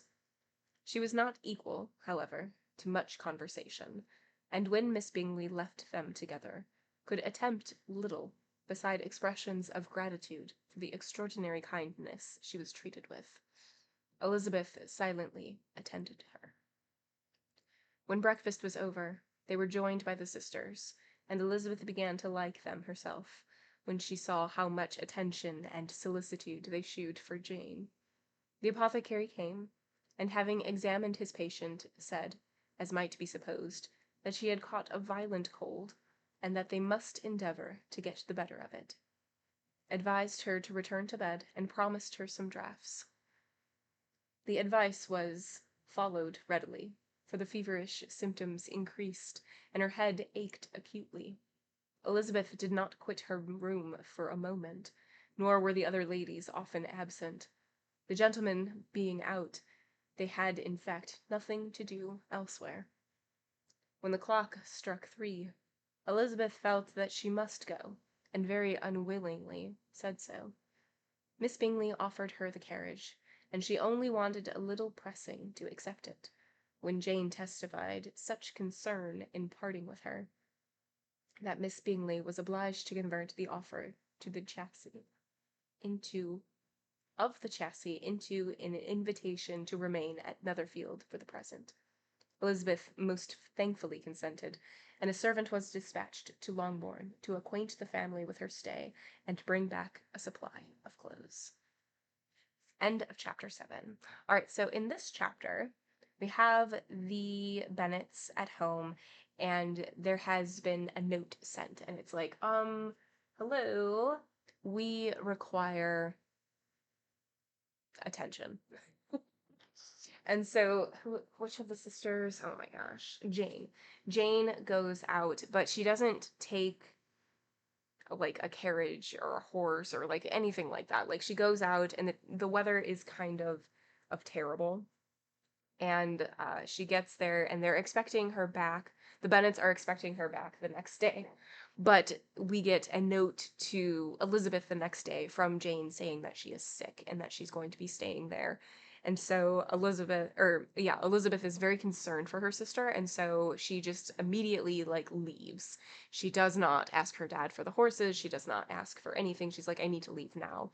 And so she walks 3 miles to get to where they are, and when she gets there, she's just like super dirty and gross just from like the weather and from walking. And everyone is like very concerned about this. And the apothecary, excuse me, had been sent for, and he's telling everybody that it's just a really violent cold and these are the medicines to take and you just need to take it easy, blah, blah, blah. And it's a good thing that the apothecary did come, because Jane is starting to get worse. And so Elizabeth sends a servant back home to grab clothes for her and also tell everybody that she's going to be staying with her sister. And that is where that chapter ended. Chapter 8. At 5 o'clock the two ladies retired to dress, and at 6:30 Elizabeth was summoned to dinner. To the civil inquiries which then poured in, and amongst which she had the pleasure of distinguishing the much superior solicitude of Mr. Bingley's, she could not make a very favourable answer. Jane was by no means better. The sisters, on hearing this, repeated 3 or 4 times how much they were grieved, how shocking it was to have a bad cold, and how excessively they disliked being ill themselves, and then thought no more of the matter, and their indifference towards Jane, when not immediately before them, restored Elizabeth to the enjoyment of all her original dislike. Their brother, indeed, was the only one of the party whom she could regard with any complacency. His anxiety for Jane was evident, and his attentions to her most pleasing, and then prevented her feeling herself so much an intruder as she believed she was considered by the others. She had very little notice from any but him. Miss Bingley was engrossed by Mr. Darcy, her sister scarcely less so, and as for Mr. Hurst, by whom Elizabeth sat, he was an indolent man, who lived only to eat, drink, and play cards, who, when he found her prefer a plain dish to a ragout, had nothing to say to her. When dinner was over, she returned directly to Jane, and Miss Bingley began abusing her as soon as she was out of the room. Her manners were pronounced to be very bad, indeed, a mixture of pride and impertinence. She had no conversation, no style, no taste, no beauty. Mrs. Hurst thought the same, and added, "She has nothing, in short, to recommend her. But being an excellent walker, I shall never forget her appearance this morning. She really almost looked wild." She did, indeed, Louisa. I could hardly keep my countenance. Very nonsensical to come at all. Why must she be scampering about the country because her sister has a cold? Her hair so untidy and blousy. Yes, and her petticoat. I hope you saw her petticoat, 6 inches deep in mud, I am absolutely certain, and the gown which had been let down to hide it, not doing its office. Your picture may be very exact, Louisa, said Bingley, and this was all lost upon me. I thought Miss Elizabeth Bennet looked remarkably well when she came into the room this morning. Her dirty petticoat quite escaped my notice. You observed it, Mr. Darcy, I am sure, said Miss Bingley, and I am inclined to think that you would not wish to see your sister make such an exhibition. Certainly not. To walk 3 miles, or 4 miles, or 5 miles, or whatever it takes, above her ankles in dirt, and alone, quite alone, what could she mean by it? It seems to me to show an abominable sort of conceited independence, a most country-town indifference to decorum. It shows an affection for her sister that is very pleasing, said Bingley. I am afraid, Mr. Darcy, observed Miss Bingley in a half-whisper, that this adventure has rather affected your admiration of her fine eyes. Not at all, he replied. They were brightened by the exercise. A short pause followed this speech, and Mrs. Hurst began again. I have an excessive regard for Miss Bennet. She is really a very sweet girl, and I wish with all my heart she were well settled. But with such a father and mother, and such low connections, I am afraid there is no chance of it. I think they have heard you say that their uncle is an attorney in Mayton? Yes, and they have another who lives somewhere near Cheapside. That is the capital, added her sister, and they both laughed heartily. And if they had uncles enough to fill all Cheapside, cried Bingley, it would not make them one jot less agreeable. But it must very materially lessen their chance of marrying men of any consideration in the world, replied Darcy. To this speech Bingley made no answer, but his sisters gave it their hearty assent, and indulged their mirth for some time at the expense of their dear friend's vulgar relations. With a renewal of tenderness, however, they repaired to their rooms on leaving the dining-parlour, and sat with her till summoned to coffee. She was still very poor, and Elizabeth would not quit her at all till late in the evening, when she had the comfort of seeing her asleep, and when it appeared to her rather right than pleasant that she should go downstairs herself. On entering the drawing-room she found the whole party at loo, and was immediately invited to join them, but suspecting them to be playing high, she declined it, and making her sister the excuse, said she would amuse herself for the short time she could stay below with a book. Mr. Hurst looked at her with astonishment. "Do you prefer reading to cards?" said he. "That is rather singular." "Miss Eliza Bennet," said Miss Bingley, despises cards. She's a great reader, and has no pleasure in anything else. Oh, I deserve neither such praise nor such censure, cried Elizabeth. I am not a great reader, and I have great pleasure in many things. In nursing your sister, I am sure you have pleasure, said Bingley, and I hope it will soon be increased by seeing her quite well. Elizabeth thanked him from her heart, and then walked towards a table where a few books were lying. He immediately offered to fetch her others, all that his library afforded. And I wish my collection were larger for your benefit and my own credit, but I am an idle fellow, and though I have not many, I have more than I ever look into. Elizabeth assured him that she could suit herself perfectly with those in the room. I am astonished, said Miss Bingley, that my father should have left so small a collection of books. What a delightful library you have at Pemberley, Mr. Darcy. It ought to be good, he said. It has been the work of many generations. And then you have added so much to it yourself. You are always buying books.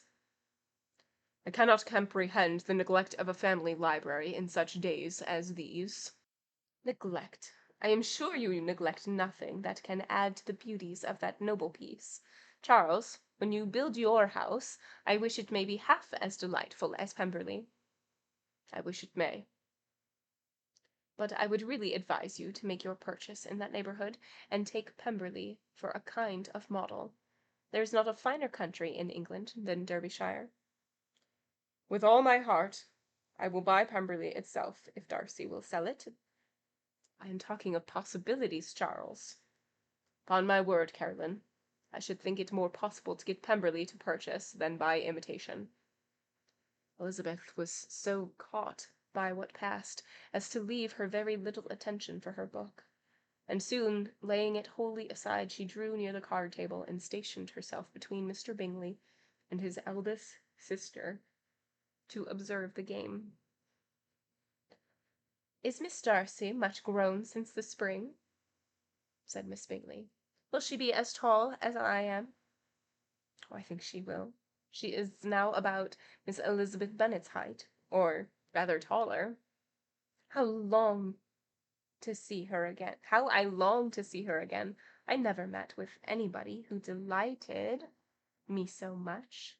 Such a countenance, such manners, and so extremely accomplished for her age. Her performance on the pianoforte is exquisite. It is amazing to me," said Bingley, "how young ladies can have patience to be so very accomplished, as they all are." "All young ladies accomplished? My dear Charles, what do you mean?" "Yes, all of them, I think. They all paint tables, colour screens, and net purses. I scarcely know any one who cannot do all this, and I am sure I never heard a young lady spoken of for the first time without being informed that she was very accomplished." "Your list of common extent of accomplishments," said Darcy, "has too much truth. The word is applied to many a woman who deserves it no otherwise than by netting a purse or covering a screen. But I am very far from agreeing with you in your estimation of ladies in general. I cannot boast of knowing more than half a dozen, in the whole range of my acquaintance, that are really accomplished." "Nor I am sure," said Miss Bingley. "Then," observed Elizabeth, "you must comprehend a great deal in your ideas of an accomplished woman." "Yes, I do comprehend a great deal in it." "Oh, certainly," cried his faithful assistant. "No one can be really esteemed accomplished who does not greatly surpass what is usually met with. A woman must have a thorough knowledge of music, singing, drawing, dancing, and the modern languages, to deserve the word, and besides all this, she must possess a certain something in her air and manner of walking, the tone of her voice, her address and expressions, or the word will be but half deserved." "All this she must possess," added Darcy, "and to all this she must yet add something more substantial, in the improvement of her mind by extensive reading. I am no longer surprised at your knowing only 6 accomplished women. I rather wonder, now, at your knowing any. Are you so severe upon your own sex as to doubt the possibility of all this? I never saw such a woman. I never saw such capacity and taste and application and elegance as you describe, united. Mrs. Hurst and Miss Bingley both cried out against the injustice of her implied doubt, and were both protesting that they knew many women who answered this description, when Mr. Hurst called them to order, with bitter complaints of their intention to what was going forward. As for conversation, was thereby at an end. Elizabeth soon afterwards left the room.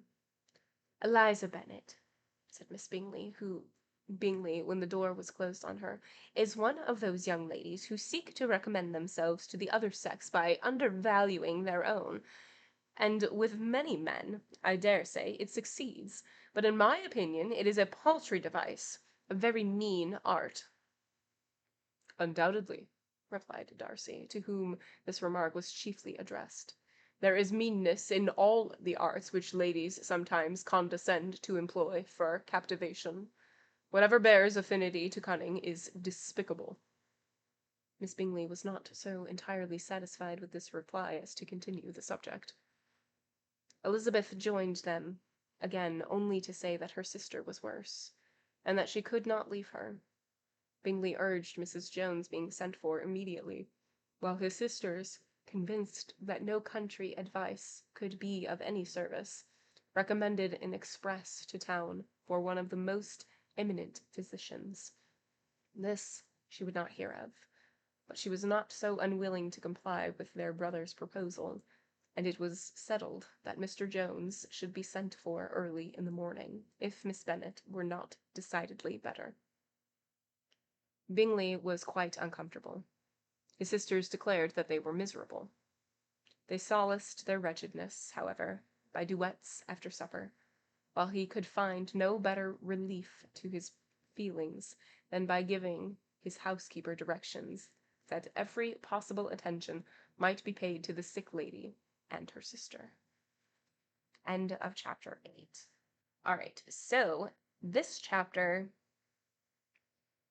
Elizabeth is not feeling overwhelmingly welcome in the home. The only person who is actually giving her attention, as well as her sister the attention that she actually needs, is Mr. Bingley, which is great because, Jane went there for Mr. Bingley, basically. And so everybody is hanging out, blah, blah, blah, but Elizabeth is mostly hanging out with Jane. That is her primary concern, and she does go downstairs at one point, and everybody is like inviting her in and to play cards, and Elizabeth's like, I'm gonna read instead, and like that's a thing. It's like, oh, you would rather read instead of play cards? How odd.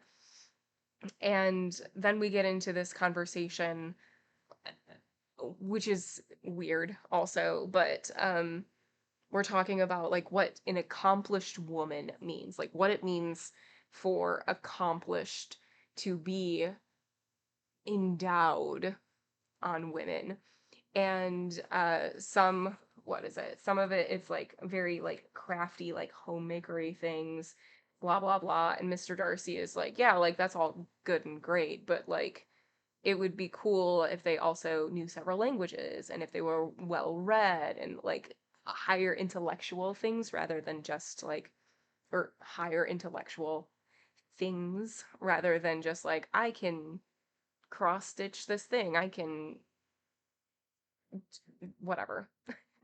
I can do these other seemingly unimportant tasks, but that's not where like the meat and potatoes of being accomplished is for him. And Jane says something, it's like, oh, well, then you clearly don't know many accomplished women. And the slight is towards the people around him because they don't know languages, they're not super well read, all of these things. And then when Elizabeth leaves, um, they were like, oh, I hate women that do that, that like make themselves look better by denouncing other women, which that's a good point. That's not a great thing to do. but I just think it's interesting. It's a little snappy, a little sassy. There's a lot of sass going on here. A lot of sass. Chapter 9. Elizabeth passed the chief of the night in her sister's room, and in the morning had the pleasure of being able to send a tolerable answer to the inquiries which she very early received from Mr. Bingley by a housemaid, and some time afterwards by the two elegant ladies who waited on his sisters. In spite of this amendment, however, she requested to have a note sent to Longbourn, desiring her mother to visit Jane, and form her own judgment of her situation. The note was immediately dispatched, and its contents as quickly complied with. Mrs. Bennet, accompanied by her two youngest girls, reached Netherfield soon after the family breakfast. Had she found Jane in apparent danger, Mrs. Bennet would have been very miserable, but being satisfied on seeing that her illness was not alarming, she had no wish of her recovering immediately, as her restoration to health would probably remove her from Netherfield. She would not listen, therefore, to her daughter's proposal of being carried home. Neither did the apothecary, who arrived about the same time, think it at all advisable. After sitting a little while with Jane, on Miss Bingley's appearance and invitation, the mother and three daughters all attended her into the breakfast parlour. Bingley met them with hopes that Mrs. Bennet had not found Miss Bennet worse than she expected. "Indeed, I have, sir," was her answer. "She is a great deal too ill to be moved. Mr. Jones says we must not think of moving her. We must trespass a little longer on your kindness." "Removed!" cried Bingley. "It must not be thought of. My sister, I am sure, will not hear of her removal." "You may depend upon it, madam," said Miss Bingley, with cold civility, "that Miss Bennet shall receive every possible attention while she remains with us." Mrs. Bennet was profuse in her acknowledgments. "I am sure," she added, "if it was not for such good friends, I do not know what would become of her, for she is very ill indeed, and suffers a vast deal, though with the greatest patience in the world, which is always the way of her, for she has, without exception, the sweetest temper I ever met with. I often tell my other girls they are nothing to her. You have a sweet room here, Mr. Bingley, and a charming prospect over that gravel walk. I do not know a place in the country that is equal to Netherfield. You will not think of quitting it in a hurry, I hope, though you have but a short lease." "Whatever I do is done in a hurry," replied he, "and therefore, if I should resolve to quit Netherfield, I should probably be off in 5 minutes. At present, however, I consider myself as quite fixed here." "That is exactly what I should have supposed of you," said Elizabeth. You begin to comprehend me, do you?" cried he, turning towards her. "Oh, yes, I understand you perfectly." "I wish I might take this for a compliment, but to be so easily seen through, I am afraid it is pitiful. That is as it happens. It does not necessarily follow that a deep, intricate character is more or less estimable than such a one as yours." "Lizzie," cried her mother, "remember where you are, and do not run on in a wild manner that you are suffered to do at home." "I did not know before," continued Bingley immediately, "that you were a student of character. It must be an amusing study." "Yes, but intricate characters are the most amusing. They have at least that advantage." "The country," said Darcy, "can in general supply but few subjects for such a study. In the country neighbourhood you were in a very confined and unvarying society. But the people themselves alter so much, that there is something new to be observed in them for ever." "Yes, indeed," cried Mrs. Bennet, offended by this manner of mentioning a country neighbourhood. "I assure you there is quite as much of that going on in the country as in town."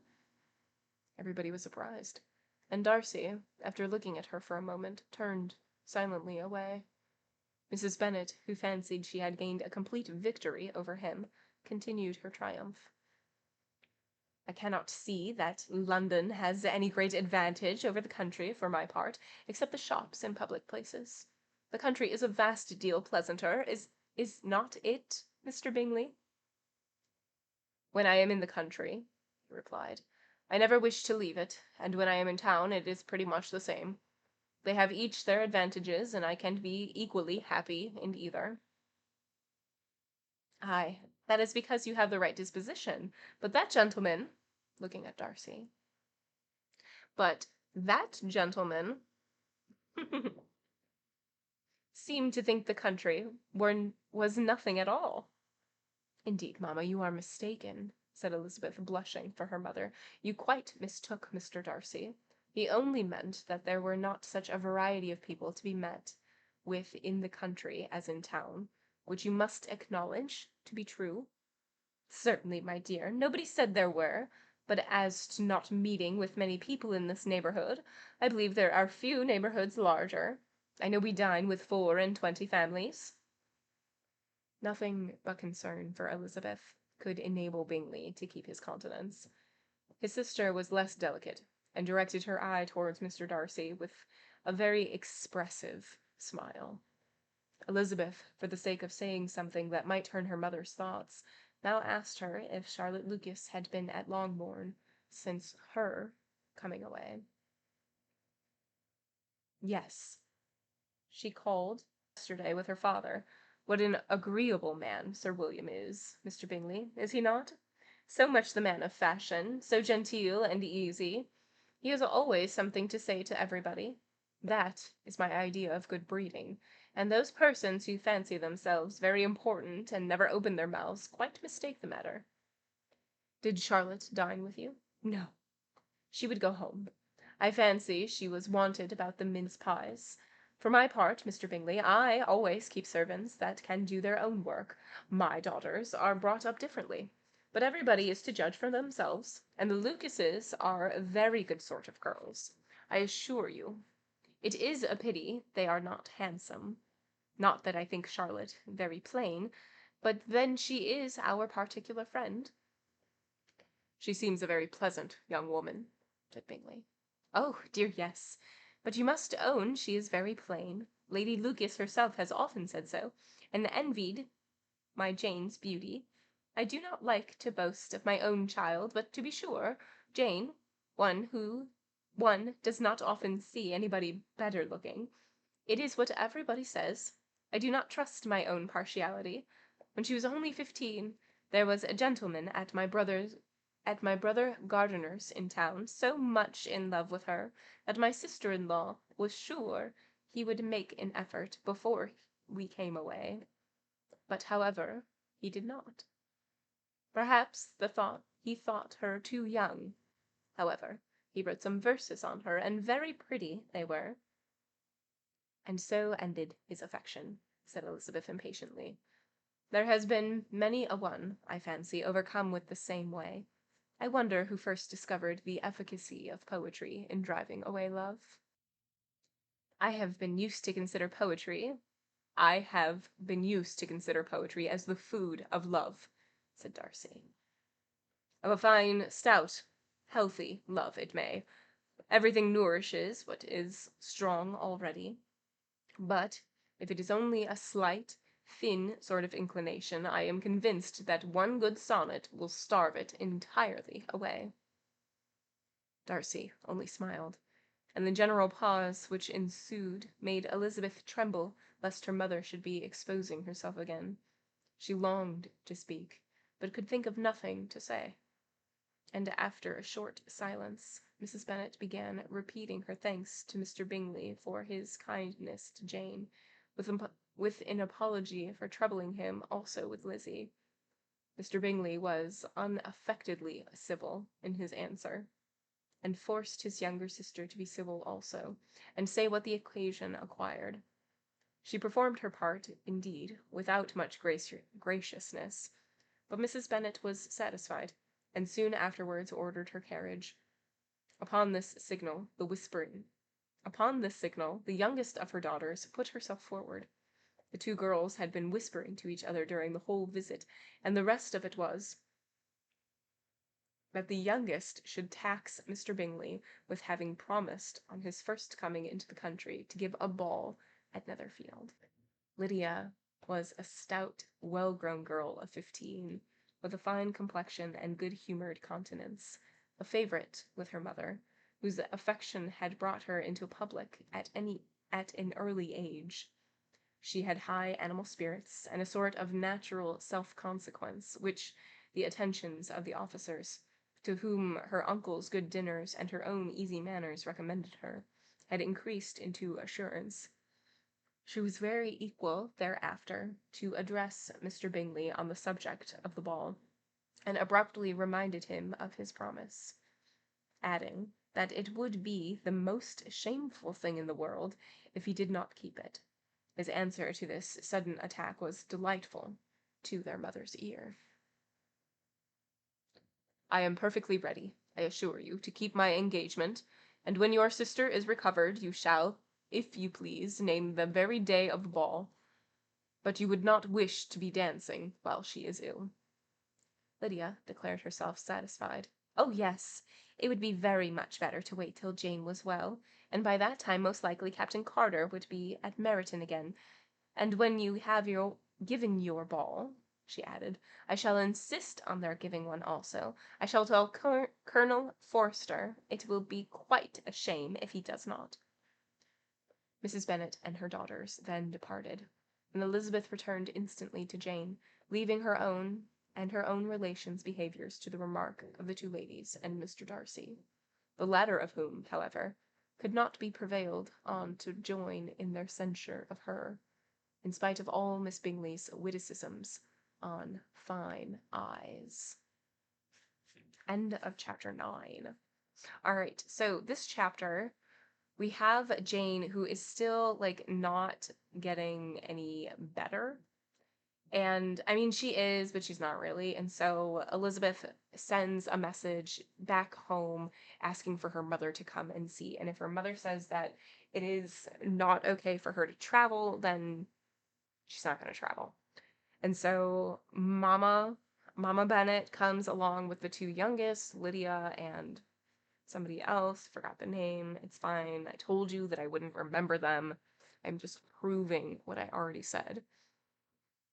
And they're having a conversation, and it is just very silly. Like, there's so much meaning and drive in between, like, all of these, like, nobody's saying what they actually mean, basically.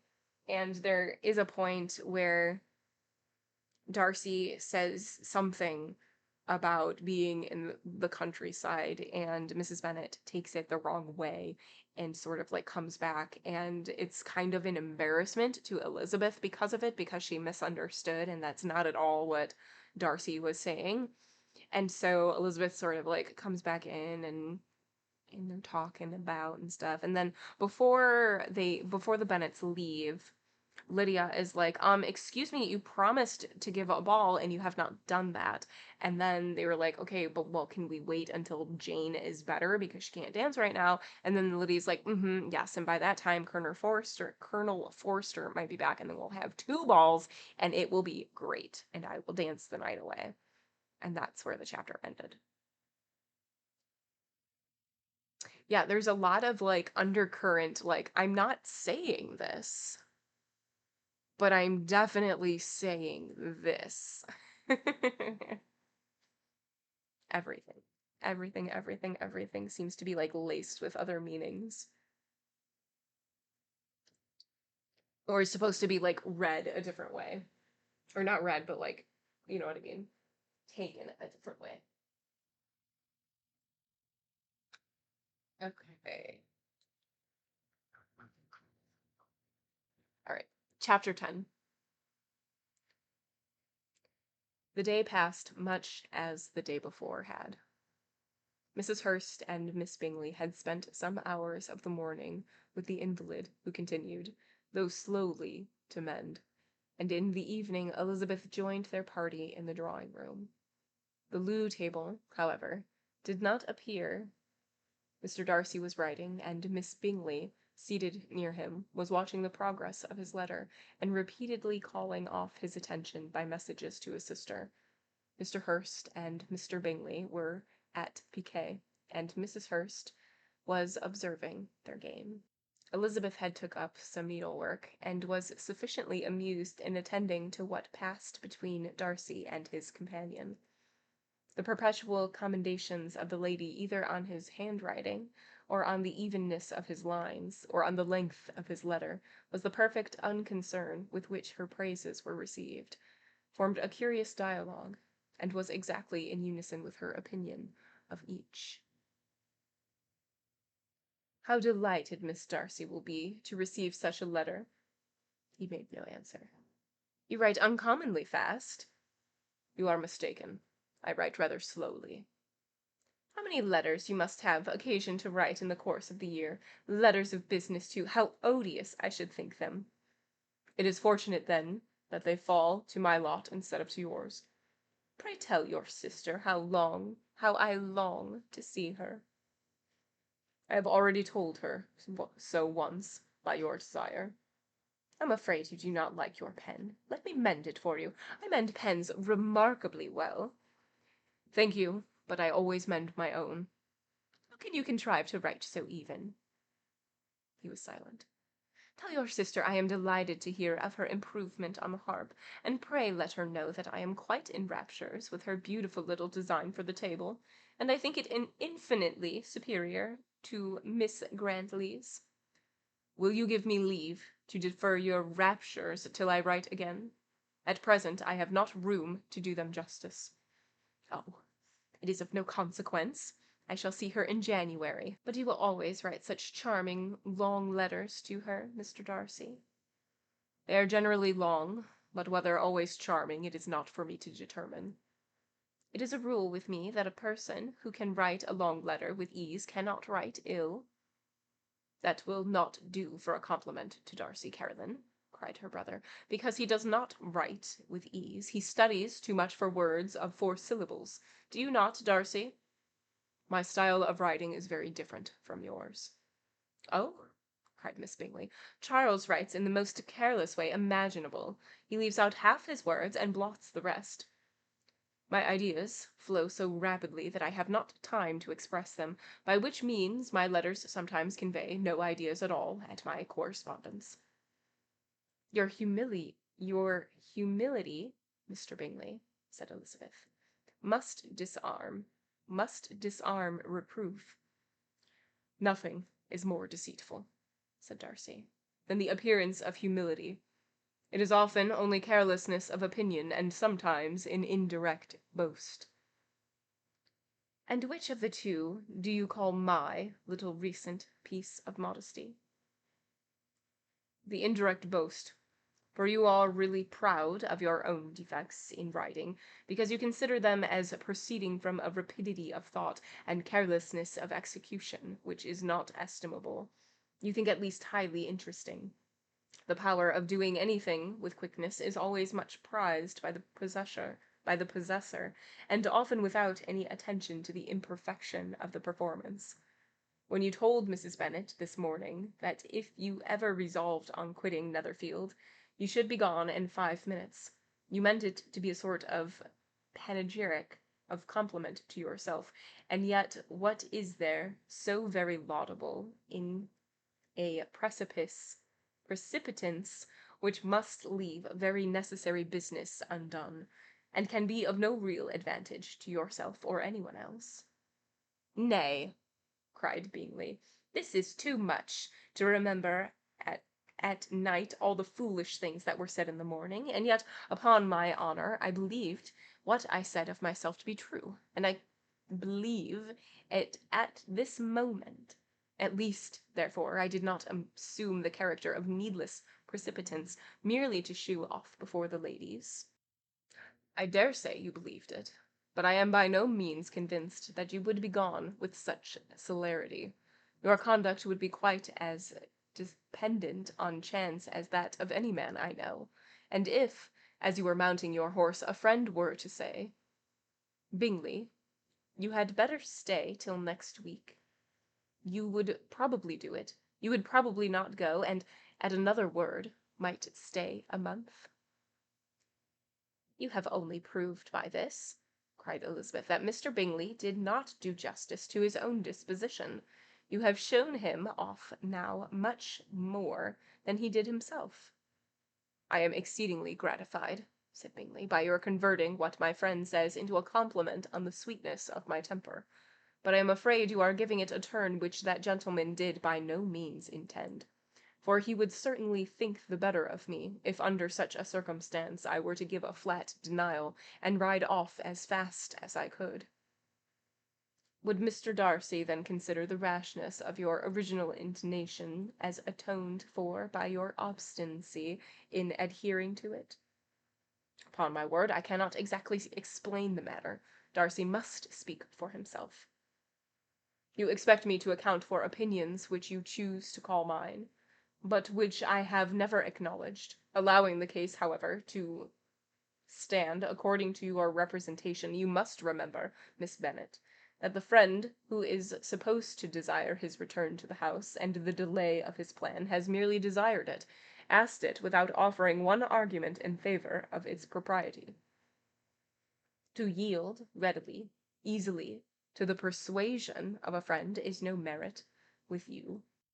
To yield without conviction is no compliment to the understanding of either. You appear to me, Mr. Darcy, to allow nothing for the influence of friendship and affection. A regard for the requester would often make one readily yield to a request without waiting for arguments to reason one into it. I am not particularly speaking of such a case as you have supposed with Mr. Bingley. You may as well wait, perhaps, till the circumstance occurs, before we discuss the discretion of his behaviour thereupon. But in general, and ordinary cases between friend and friend, where one of them is desired by the other to change a resolution of no very great moment, should you think ill of that person for complying with a desire without waiting to be argued into it?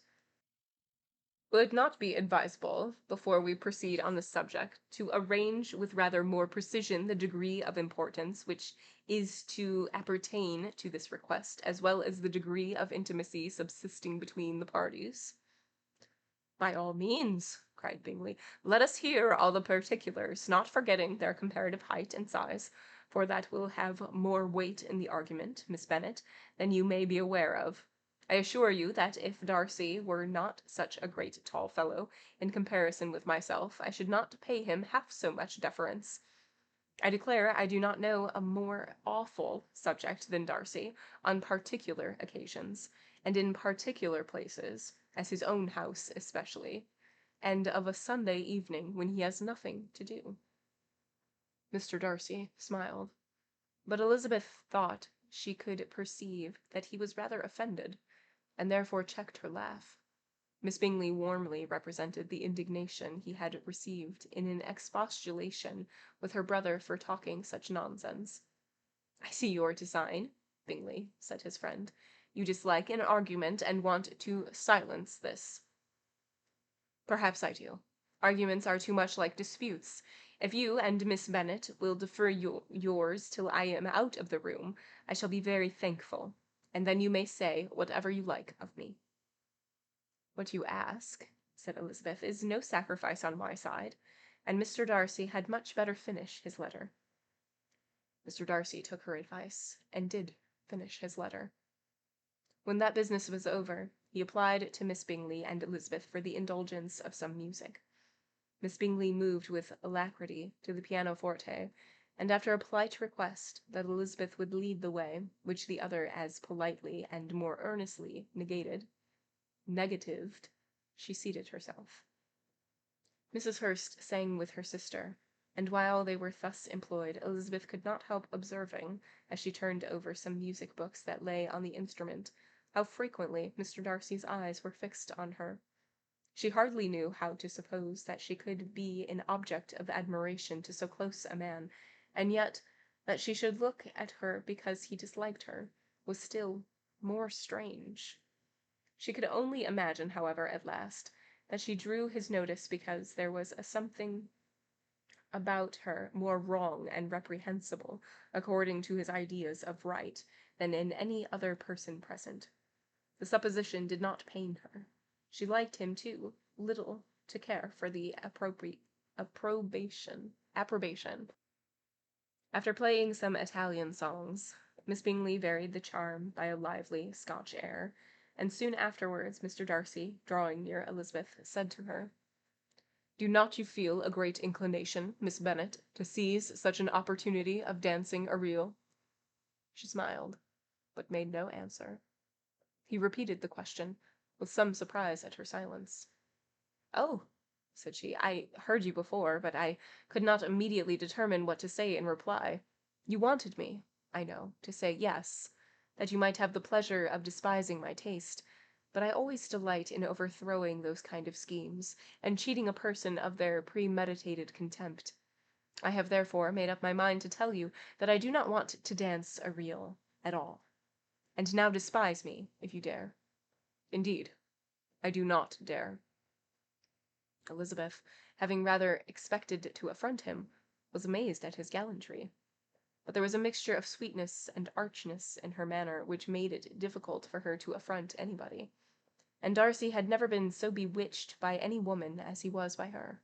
He really believed that were it not for the inferiority of her connections, he should be in some danger. Miss Bingley saw, or suspected enough, to be jealous, and her great anxiety for the recovery of her dear friend Jane received some assistance from her desire of getting rid of Elizabeth. She often tried to provoke Darcy into disliking her guest, by talking of their supposed marriage and planning his happiness in alliance.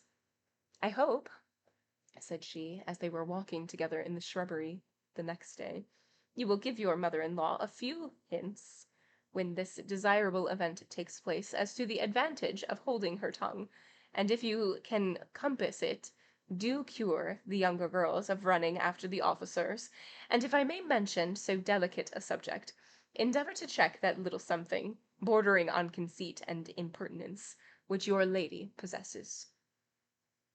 Have you anything else to impose for my domestic felicity?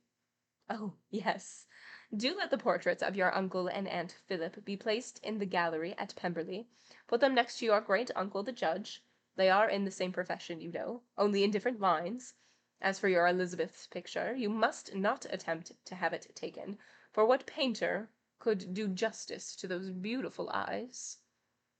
It would not be easy, indeed, to catch their expression, but their color and shape, and the eyelashes, so remarkably fine, might be copied. At that moment they were met from another walk by Mrs. Hurst and Elizabeth herself. "I do not know that you intended to walk," said Miss Bingley, in some confusion lest they had been overheard. "You used us abominably ill," answered Mrs. Hurst, "in running away without telling us that you were coming out." Then taking the disengaged arm of Mr. Darcy, she left Elizabeth to walk by herself. The path just admitted the three. Mr. Darcy felt their rudeness, and immediately said, "This walk is not wide enough for our party. We had better go into the avenue." But Elizabeth, who had not the least inclination to remain with them, laughingly answered, "No, no, stay where you are. You are charmingly grouped, and appear to uncommon advantage. The picturesque would be spoilt by admitting a fourth. Good-bye." She then ran off, rejoicing as she rambled about in the hopes of being at home again in a day or two. Jane was already so much recovered as to be intent leaving her room for a couple of hours that evening. End of chapter 10. All right, so this one is mostly conversation and pretty saucy. And we are getting just little bits of like acknowledgement that maybe Darcy is into Elizabeth, and Elizabeth is like not really having it, but sort of being like coy. Like I'm sure she has to know that something is happening.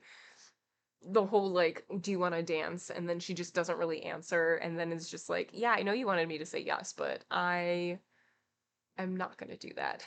And no, I don't want to. So things like that. So overall, I am enjoying this, I think. I think. Um, I don't know. I mean, like the basic premise itself is very 1813. It's a family that the parents are really trying to get the daughters all married off because of inheritance money and inheritance of the property. And so with that basis, of course, at least in my view, personal opinion, it's going to be a little silly.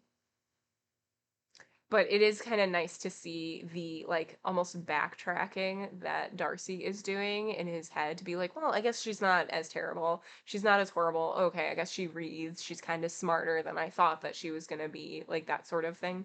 And Elizabeth, we don't really get insight into that really happening with Elizabeth. Like she's like poking fun with him a little bit more, and they're having more like intellectual conversations and whatever, but it's not like, I don't know. I don't know. Is this what flirting is like in 1813?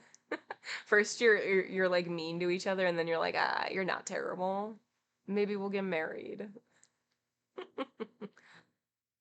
All right. That's going to be it for tonight. So, thank you all so much for being here. I appreciate it. Thank you. Without you, I wouldn't be here. As always, whether you lurk, whether you chat, I 1000% appreciate you, and I 1000% appreciate your support. If I do not see you next time, I hope to see you very soon. Bye.